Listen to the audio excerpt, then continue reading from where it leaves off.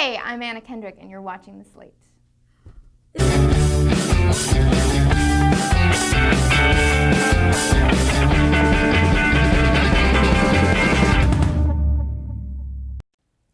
Welcome back to another season of The Slate. I'm your host, Brooke Bergstaller, here to throw a bunch of opinionated bullshit your way.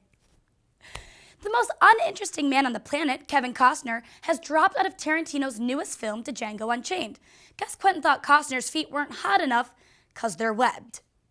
It should be known that us here in The Slate get a raging chub every time the Arrested Development movie is given the green light, and then blueballed when it just disappears. Well, we are chubbing once more. Jason Bateman has announced that the movie will begin shooting in the summer of 2012. It seems like the problem was that Michael Cera was having an issue connecting with the character of Michael Cera after playing Michael Cera so many times. Mia Jovovich is dropping some hints about the story of her hubby, Paul W.S. Anderson's newest Resident Evil film. And not a single fuck was given that day. Disney has announced that it will start construction on Avatar Land. Woohoo! Word is that it will be in 3D, although we know that that's unobtainium. A bull. At the turnstile to enter Avatar Land, there'll be a can with a hole in the top, collecting money for James Cameron's Penis Enlargement Fund. Yeehaw ma, somebody get this girl around to sake bombs, I'm feeling the celebration coming on. Jackie Chan, that Asian guy, is about to tackle his biggest role to date. In 1911, Jackie Chan will portray Huang Zheng, the first commander-in-chief of the Army of the Republic of China, leading a force to kill Brett Ratner before he tries to make another Rush Hour. It's being billed as Jackie Chan's 100th film, and his 4th good one. And in case you hadn't heard, Universal is currently developing a new version of Scarface. We had the 1932 Howard Hughes classic, then the 1983 spinoff by our boy Brian De Palma. This time around, according to reports, the new movie is going to be about a prequel where a young Tony Montana gets bitten by a radioactive mobster and gains the ability to cut cocaine and call inanimate objects his friends. But back to something that we care about.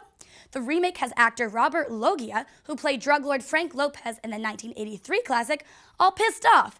He was quoted saying, "Scarface is a classic that should rest in peace. Enough said." Oh, Bobby, didn't you hear? You were in the fucking remake, you Guido fuck! Bing, bing, bing! That's our secret word of the day! Ah! Woo! Well, that's about as much as I can stand of my own voice, but do stick around for Critics Corner. Oh, please do. I'm Megan Rico, and this is Lauren Cohen. And we're gonna review Moneyball. There are rich teams, and there are poor teams. Then there's 50 feet of crap. And then there's us. I really loved Moneyball. Yeah, I really liked it too. I don't know, I don't like baseball. I don't like statistics, but I don't know, I was skeptical about it, but I heard so many good things, I decided to see it, and it is really, really good. The screenplay is written by Aaron Sorkin, who did The Social Network, and he just has a knack for making things that aren't interesting to most people really interesting. But I was still really interested. It didn't bother me at all. I was just like, oh, they're talking about something I don't know about, but I like it. Hey, Billy. I wanted you to see these player evaluations that you asked me to do. I asked you to do 3. Yeah, To evaluate 3 players. yeah. How many did you do? 47. Brad Pitt's in it, and he is so good He was in it. so good. It was the best performance I've seen of him in a long time. I know everyone's crazy about Benjamin Button, but this was probably my favorite of him. And it's so funny. That's what I think a lot of people don't realize from the trailer, because I didn't get that impression from the trailer, how funny it was. It has Jonah Hill in it also, and it was really, everyone in the theater was laughing. For real? I didn't think it was funny per se. I just thought there were definitely parts that were super dramatic, where he uses complete and total silence and really impressive shots of baseball, and you hear nothing. The whole theater is just silent, on the edge of their seat. To me, it was a near perfect movie. I just was totally happy with it, but it did get, it's a 2 hours and 20 minutes, I think, and it did towards the end. It didn't end, I don't want to give anything away, but it didn't end where you would assume it was going to end, right. And it ended up going an extra 20 minutes past. But at the same time, I kind of like that, because it's a classic underdog story, but they don't put so much emphasis on this is a horrible team, then they get really good, and Yay, then we're whatever. champions. Right. It was I don't know, I feel like since they they didn't end it where you would expect it to be ended. They kind of shifted the focus a little bit and made it more about a person. Theory, just not working out. How long is Billy Bean gonna last? He's proven himself right out of a job. There were some really like beautiful, beautiful shots. There's like all of the baseball parts. Like you don't expect a baseball field to look as good as it looked in that movie. Yeah. They lit it so well. And there's one where one of the batters is just at bat and like it's really dark and just dramatically lit, and it's just, I think it's, I was freaking out. I thought it was so pretty. It made me wanna. So yeah, I definitely recommend this movie to anyone, even if you don't like baseball or math or anything of the sort. It's a really good watch, and you should definitely see it. So yeah, back to the Slate. Just plain crazy. If we win with this team, we'll change the game.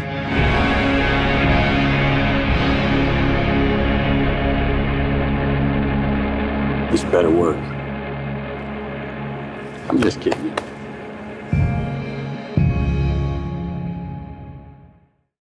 Ricardo, you know I really don't like you that much, but I'm forced to toss this to you, so let's hear what you have to say. You've made a grave mistake. There were many movies that came out this summer that deserve the firing range, but one in particular was such an utter disappointment that simply touching upon it would not be enough to satisfy my utter discontent for it. And that was Transformers 3. Michael Bay is to cinema what Casey Anthony is to parenting. Now, as a fan of the Transformers franchise, this was a personal insult to me. It's like finding out your girlfriend cheated on you with an Asian guy. You don't know whether to question how this travesty came to be or just laugh at his tiny penis. How do you screw up Transformers this bad? Well, I'm pretty sure we all watched this movie simply out of obligation. I know I did. And the thought that it couldn't possibly be any worse than the second one. But we were wrong. We were all wrong. There is absolutely nothing good about this movie. I'm sure people will tell you, hey, the special effects were great, but ask yourself this. What theatrical release in the last 10 years hasn't had great special effects? The plot is nothing but a convoluted mess of backstabbing, conspiracies, and characters that do nothing but die. I hate you, Michael Bay. How dare you kill off Ironhide, a major Transformer that was there since the beginning, and you have absolutely no recognition from any other character, nor does it affect the plot in any way. The story continues as if absolutely nothing happens. That's sloppy storytelling. I also love the pointless characters, especially Assy McSlutlips and the annoying parents. Or how about that John Malkovich guy who disappears halfway through the film? Oh, you know what was hilarious though? That one scene in the bathroom with Ki and Jong, or the scene right after where he's thrown out of a window and brutally murdered. Do you know what pacing is? Do you know what tone is? Michael Bay should go to prison for raping my childhood. It's like this film tries so hard to build to an epic conclusion, but it just comes off as forced and laughable. You tried way too hard, Michael Bay, and you failed even harder. Ha. And what about the final scene? You know, the one where Optimus shoots Sentinel Prime right in the face and then just mercilessly rips Megatron's head off after he saved his life. Why not you just have him kill a few children while you're at it, huh? You turn the iconic and honorable Optimus Prime into a dick. Fuck you, Michael Bay! How dare you make me hate Optimus Prime, you stupid son of a bitch! God, why don't you just destroy my entire childhood while you're at it, huh? Why don't you just make a new Ninja Turtles movie and just have them all gangbang April O'Neil like right in the back of a Pizza Hut, huh? Just throwing pizza all over and just smacking her all over the place. Or how about this, huh? Why don't you go and you make Care Bears, but you make them all real bears, and they just go through the village and they're eating people and killing people with their Star Lion heart.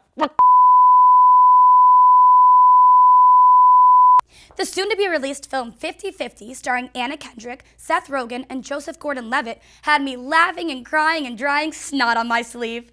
We at The Slate were gifted a few moments of Anna Kendrick's time in our sit-down interview with the star. Anna and I quickly became BFF, and I'm super excited for you all to see just how awesome she is. Hi, Anna. Check it out. So, hi. Hi, how are How's you? it going? So good. So, all right, you started off on stage at a very young age, and I would say successfully you've transitioned into film.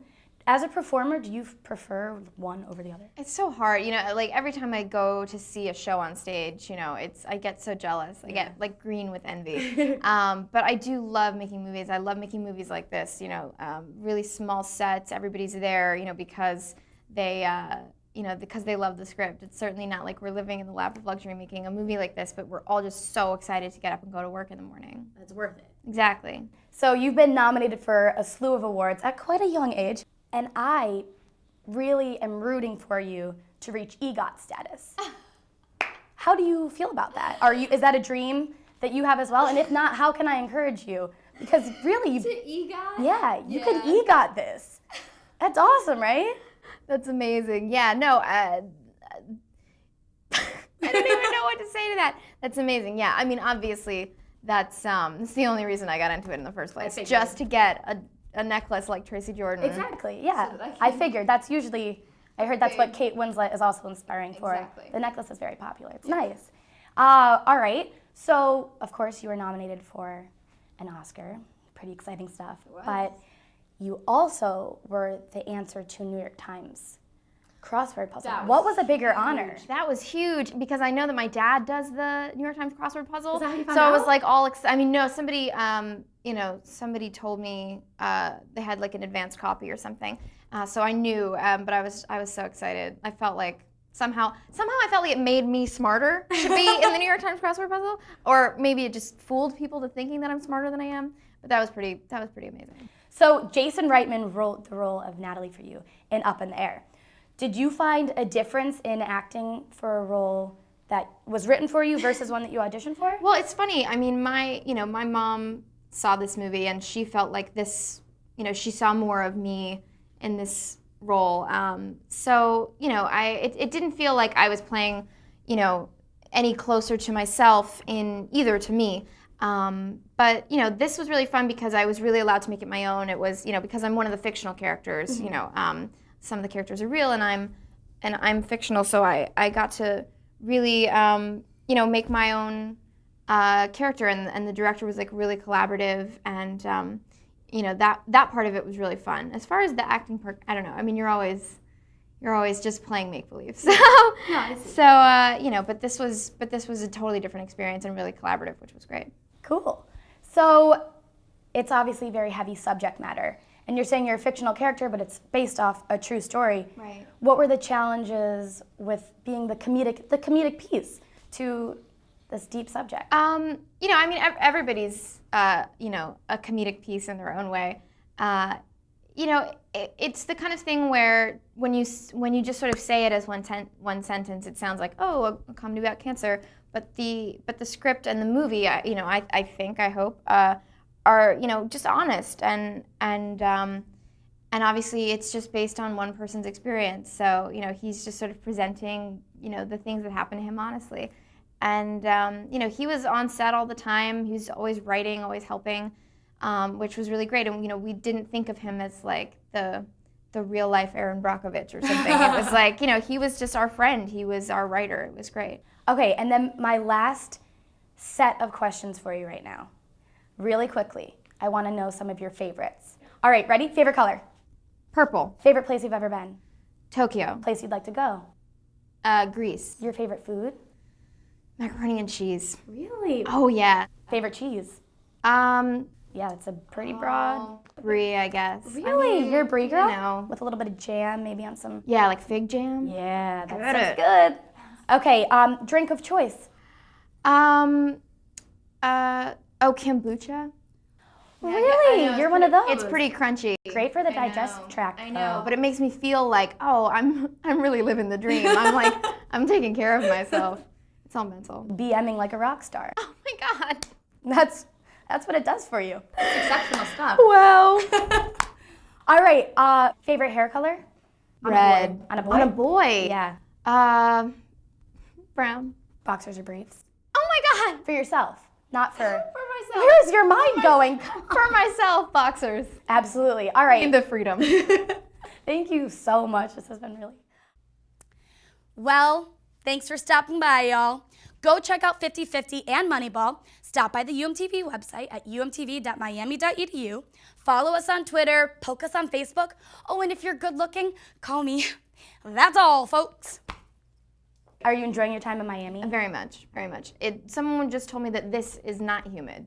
And I was which is really comforting, right? I don't know how you guys manage. For all of us Miamians, it's really fun because if you walk anywhere for about 5 minutes, you will have really broken a sweat. No, really nice. but that's what I'm told. See, I thought that this was bad. I thought that this was like brutal. To me, this is nice. This is go for a jog in the park weather. I don't know. Yeah, it's really comforting. It's good on your lungs.